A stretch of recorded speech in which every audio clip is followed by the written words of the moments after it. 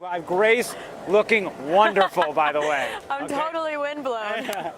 Oh, man. We're outside the BB&T Center right now where the Lightning and Panthers are going to square off at 8 o'clock. The fans are just starting to trickle out here. We're about an hour and a half away from puck dropping. The fans will be allowed inside the building with an hour to go. Grace, the big news entering Game 2 is happening on the Florida side of things.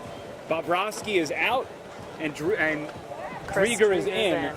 And that's a pretty significant change just after one game of action. Yeah, it's interesting because I didn't even think Bobrovsky played bad. He made a lot of really nice saves, and I understand you have to have typically in the NHL, it's like you give up 4 goals and it's a quick hook after that. But it's just interesting because I feel like that's why the Panthers brought Bob in here is for the big moments like this, and they're taking him out so soon. But looking at Chris Drieger's stats, they're almost, they are better numbers-wise. What is it? I think his goals against is 207, and Bob is 291. Driegs 92% is a save percentage, and then Bob is 90%. So, a little bit better. But, of course, Bobrovsky does it over many more games. Right, so, of course. There's a smaller sample size with Driegs. So it's, to me, it feels like that was always going to be the case, that they were going to give Bobrovsky one shot, because it seems like they wanted to go with Drieger. So you mentioned it. Game 1 was fast and furious, and in period 2, where the Lightning completely dominated for most of that period, Bobrovsky kept them off the board twice. He had that crazy save. So where he stuck his paddle out, and he had the breakaway save on Cooch earlier in the game. So I was a little bit surprised as well. Yeah. I know 5 goals seems like a lot, but in a game where there's 40 shots and you move at the pace, very interesting. Yeah. Nevertheless, John Cooper talking with the media earlier today, along with Blake Coleman, and both of them said the same thing. Look, it doesn't matter who's in net. Both of these guys are really good. What matters is how are we going to set up ourselves for a chance to score for that great opportunity. And we know for the Lightning, getting on the power play is the number one way to get to the back of the net. And that's kind of how you can take control of this game as well, because it felt like in Game 1, there were stretches where people were just going at it, just fighting for the heck of it, and they kind of went away from actual hockey playing, which, it's entertainment for, TV, but can be a little obnoxious if you want to watch, hockey at a high level, and, it still was. But because the power play is so successful, that maybe makes the Panthers think twice about throwing that extra punch or face-washing someone, because they don't want to take an unnecessary penalty to set up the Lightning with a really good scoring chance. Yeah, I think that is so imperative for the Florida Panthers, at least, to win tonight, is to limit that power play, which is really, really hard to do when you have Kucherov and Stamkos and Point. Just bringing all those guys back, you remember why this team is so dangerous, why they're coming off a Stanley Cup victory, and that power play, 3 of 4 in night 1, they did not miss a beat. For you personally, what is something that you're looking out for in this game as the Lightning are hoping to return home with a 2-0 lead in the series? I said it earlier in our show, but the thing that was most blatant to me was the turnovers, because they directly led to a game-tying and a go-ahead goal in the third period for the Panthers. So if the defense is just a little bit safer with their passing, maybe avoid that, because this is a skilled Panthers team. Yeah. You don't want to give them any extra opportunities. You want to make them earn those scoring chances. Yeah, I think so too. And the Panthers love to just run. They're out here setting the pace. And I think the Lightning really need to take control of the tempo, because if you're going to let Florida kind of run around the ice and control the puck and control the way that this game is played, I know that it worked out in Game 1, by the hair of their chinny chin chins, it worked out.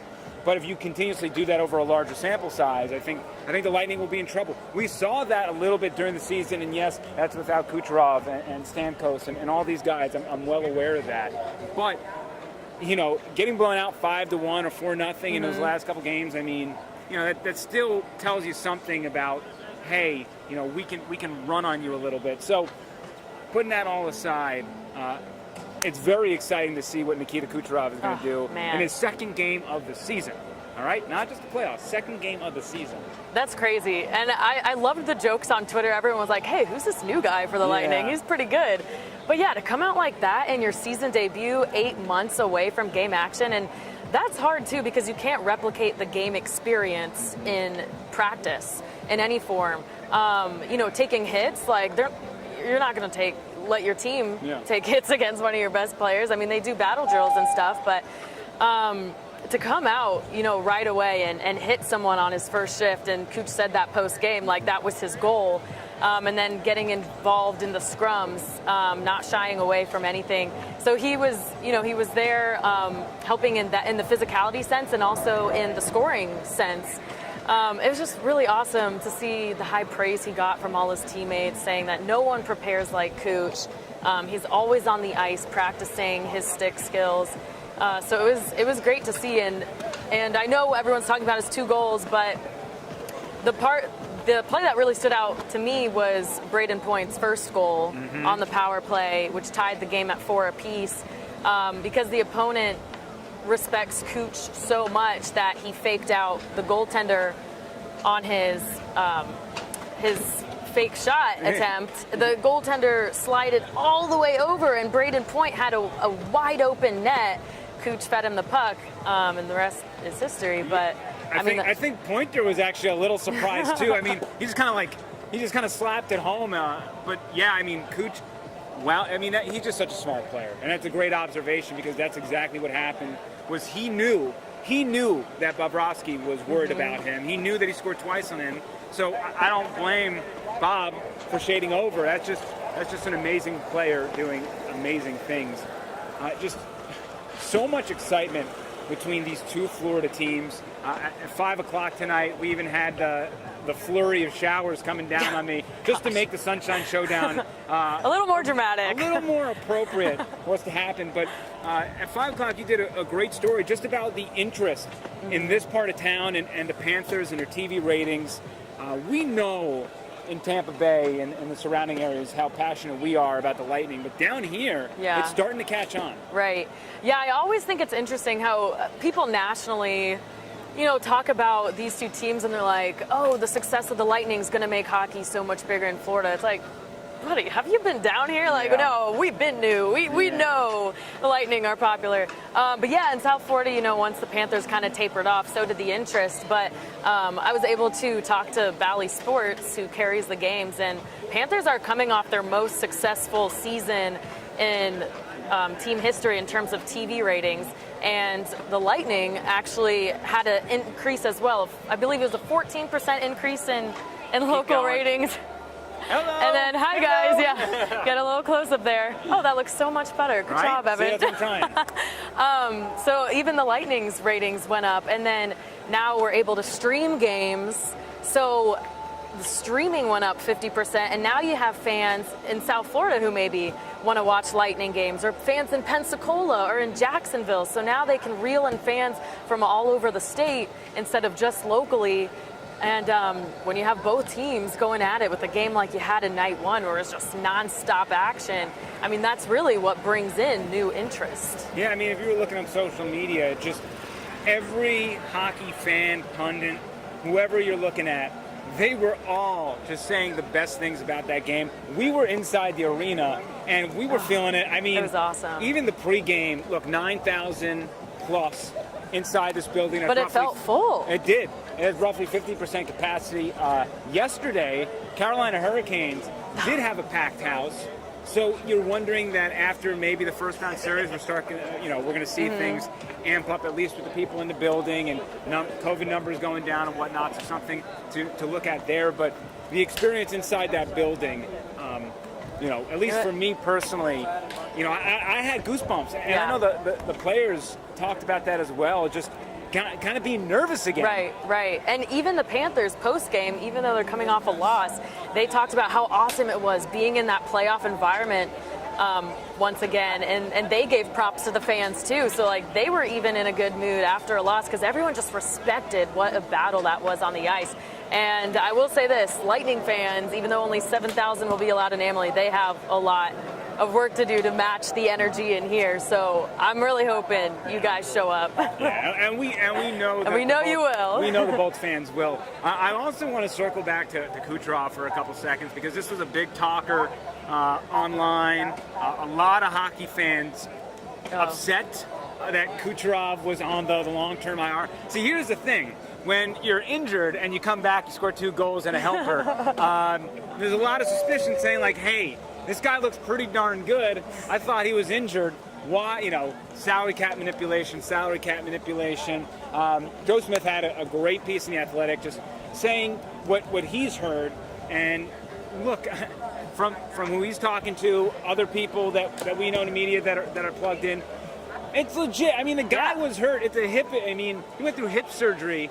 And not to mention, John Cooper mentioned that the expectation for Cooch was actually the second round of the playoffs. So he was never supposed to be back for this series. So that angle, while I understand it from the outside looking in, I just think it's one of those things where people are just trying to stir things up. They're just jealous. They're just jealous. Peanut butter and jealous.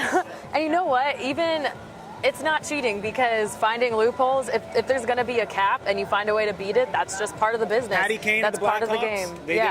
They did it back in the day too. And that was just a collarbone injury, I believe. That was not even as significant as the hip surgery. But you're right. Look, I'm sure it'll be addressed by the league, but don't hate the player, hate the game. Hey, they're working within the operation, so I understand the frustrations, but it's like the Michael Jordan shrug.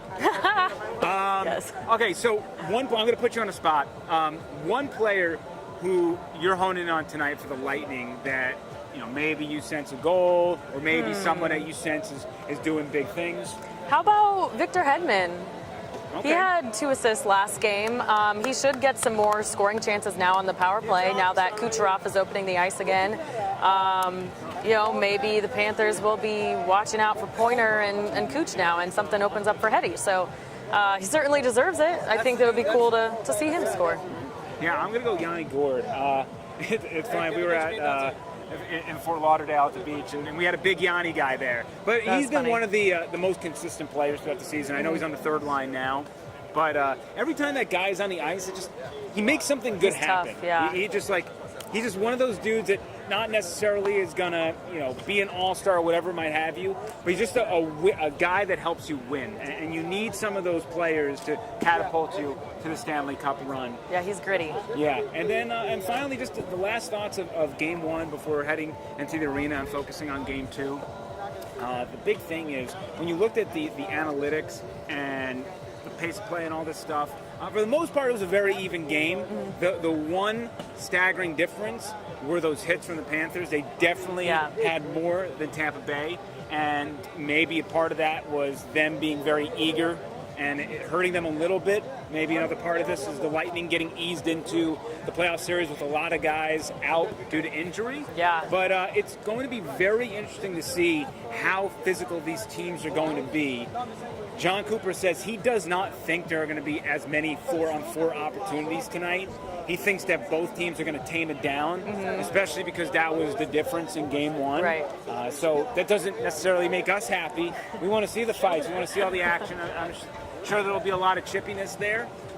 But, the chippiness is a big reason why the Panthers don't have Sam Bennett out there. Yeah. The number one reason why he's not out there is because of the hit on Blake Coleman, and now the Panthers are playing a man down. So, Grace, any final thoughts before we pack up and head into the BB&T Center? Man, I'm just excited. I hope there's more fights too, because, honestly, just like we were talking about growing the game, I got so many text messages during Sunday night, my friends, family, all around the country, is it people who've never watched hockey before, is this what it's normally like? I'm like, no, I wish I could tell you yes, but keep watching, man. Yeah. So it's just a great representation for this sport.